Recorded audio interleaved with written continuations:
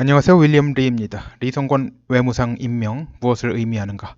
북한 새로운 외무상에 북한 용어로 하면 이제 대남 사업에 평생 잔뼈가 굵은 리성권이 임명되었다는 소식이 들려오고 있습니다.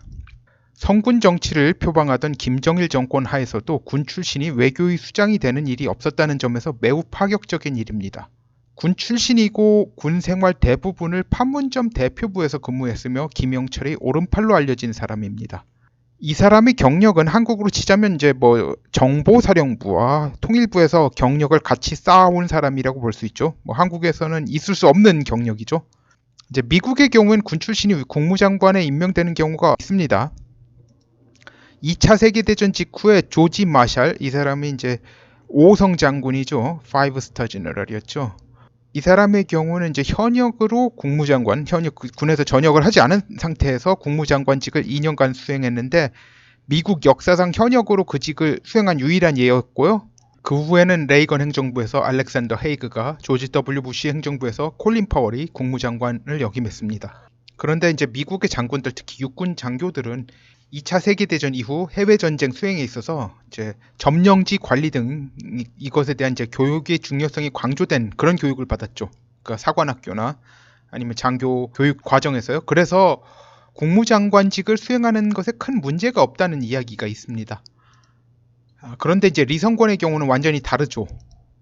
일단 북한의 외무성 관료들은 자긍심이 상당히 높은 걸로 잘 알려져 있습니다. 출신 성분이 좋으면서 학업 성적도 우수하지 않으면 뭐 외무성에 들어가는 게 불가능하니 말이죠. 역대 북한 외교부장 혹은 외무상들은 보면 이제 김일성대, 평양외국어대 아니면 이제 국제관계대를 졸업하고 외국어 실력이 어느 정도는 검증된 경우였던 것에 비해서 리성권은 이런 것들과 거리가 멀죠. 학력상도 그렇고 경력상 외국어가 필요한 직책에서 근무한 적이 없습니다.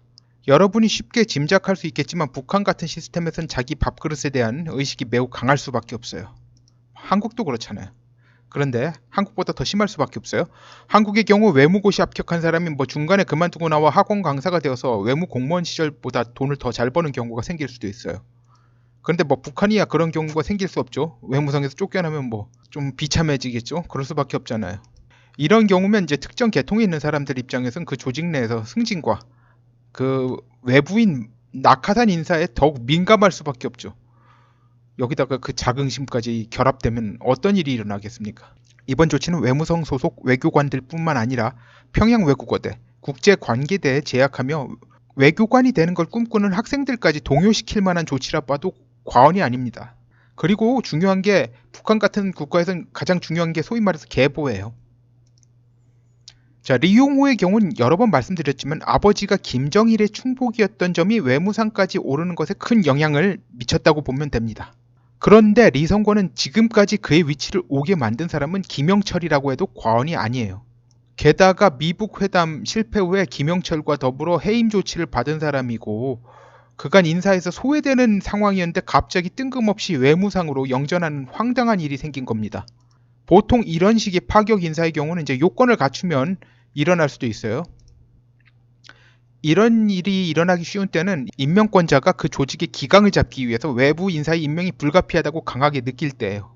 첫 번째로. 그런데 이런 경우에도 보통은 적임자를 갖다 내부자부터 찾는 것이 보통이에요. 처음에는. 그래서 사람이 없으면 또 외부인을 끌어오는 거죠.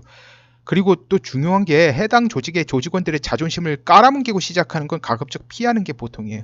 왜냐면 반발심이 당연히 생기니까. 자, 자존심부터 깔아뭉개고 시작하면 집단적으로 반발하는 심정이 워낙 강해져서 역효과부터 내면서 일을 시작하는데 지금 북한 외교 역량 자체가 특별히 약화되었다는 조짐이 전혀 없는 상태에서 뭐 이런 식으로 세기업으로 파격적인 인사를 한다는 게 이해가 되지 않는 일입니다. 두 번째로 임명권자가 특정 인물에 대해서 신뢰나 애정이 지나치게 쏠리면 그런 경우가 생길 수가 있습니다. 그런데 리성권이 김정은에게 그런 총애를 받을 기회가 있었다는 이야기는 아무리 찾아봐도 나오지 않습니다. 그리고 이런 극약요법 자체가 함부로 쓰는 게 아니에요. 소위 악의 천재라고 불려도 과언이 아닐 자기 애비인 김정일도 쓰지 않았던 방법을 쓴다는 게 이해가 안 되는 일이에요. 리성권에 대해 강경파라는 사람들이 있지만 저는 그가 강경파라는 것에 동의하지 않고 강경책을 쓰기 위해 그를 외무상에 등용할 이유도 없다고 봅니다. 강경책을 쓰려면 굳이 리용호를 해임시킬 필요가 전혀 없습니다. 집안 자체가 능력보다는 충성심으로 인정받아서 대대로 출세하는 경우였으니까 지금까지 행동 패턴으로 보면 리용호는 김정은이 강경책 주문하면 이에 대해서 전혀 반항을 안 하고 그대로 따를 사람이에요. 강경책을 사용하기 위해 외무성 조직 전체에 멘붕을 안기면서까지 할 필요가 없는 거예요. 그리고 리용호가 9월 초 왕이 방북 이후 지금까지 이제 실질적으로 외무상 업무에서 배제되고 최선희 제1부상과 김계관 외무성 고문이 외무상 업무를 한 것과 마찬가지인 상황에서 갑자기 이런 격변 수준의 인사를 하는 것 역시 이해가 되지 않는 일입니다. 그냥 리용호 허수아비 체제로 계속 가면 되는 거예요. 자, 북한이라는 사회는 철저한 계급 사회예요. 나라 전체가 당 서열을 통해서 서열이 정해져 있는 시스템이에요. 뭐 이란의 솔레이마니 같이 소장 계급 달고 중장 대장들도 우습게 하는 그런 사람이 존재할 수 없는 그런 나라예요. 그런데 그런 북한의 전체 계보가 흐트러지고 있어요. 이 정도면 속된 말로 개족보라는 말을 쓸 수 있을 정도예요. 리성권은 기본적으로 강경파라기보다는 말을 완곡하게 못하는 사람, 입조심을 못하는 사람인데 이런 사람은 이제 북한 같은 사회에서 구설수를 불러서 가족과 주변 사람에게 큰 위험을 주기 쉽습니다. 즉 김영철이 웬만해선 리성권 같은 사람을 외무상 정도의 높은 자리에 오르도록 밀어줄 것 같지 않아요. 근데 지금 그 자리에 올릴 수 있는 사람이 김영철밖에 없어요. 해줄 만한 사람이. 이런 상황에서 북한은 제외 공관장들을 전원 소집했습니다. 과연 의도하는 바가 무엇일까요? 저는 북한에서 일어나는 이런 파격에 대해 불쾌하게 생각하는 사람이 공관장들 중에서 있는지 살피겠다는 의도가 있다고 추정하고 있습니다. 이외에 다른 의도를 찾아내기는 힘들군요. 김정은이 굳이 이런 쇼를 벌여가면서 공관장들 중에서 그런 사람이 있는지 찾아낼 필요가 있는지 의문입니다. 쉬운 말로 또라이 짓이에요. 만약 김정은 의도가 이런 거라면 체제의 안정성을 갖다 조금이라도 흔들 만한 일을 피해야 되는데 왜 이런 쓸데없는 도박을 겁니까? 이해가 안 되는 일이죠.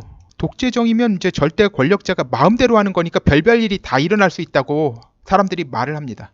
그런데요. 지금 일어나는 일들은 기존의 질서를 파괴하는 동시에 마구잡이로 일어나는 게 아니에요. 뭔가 의도가 있지 않으면 생길 수 없는 일들. 그 나름대로 체계를 갖춰 일어나고 있어요. 이게 무슨 얘기냐면요. 보통은 이런 무질서가 형성될 때 많은 사람이 죽습니다. 이런 파격이 일어날 때 최고 지도자가 바라는 게 뭐냐면요. 최고 지도자에 대한 절대 복종인데요. 이 과정에는 보통 피가 흐르는 경우가 많습니다. 그런데 그것에 비해서는 지금 상황이 너무나도 조용히 진행되고 있습니다.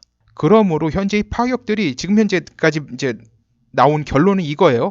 김정은이 광기에 의한 것도 아니고 이 파격들이 고도의 계산에 의한 것도 아니라는 것 정도밖에는 추론할 수 없을 것 같습니다. 다른 뭔가가 있는 겁니다. 아무튼 지금 겉으로 일어나는 일들을 가지고 뭐 그러려니 그런 시각으로 바라보다가는 실제로 그 내부에서 일어나는 일들이 뭔지 놓칠 수밖에 없는 상황이죠. 일단은 오늘은 이 정도까지 하고 더 상황을 봐야 할 것 같습니다. 감사합니다.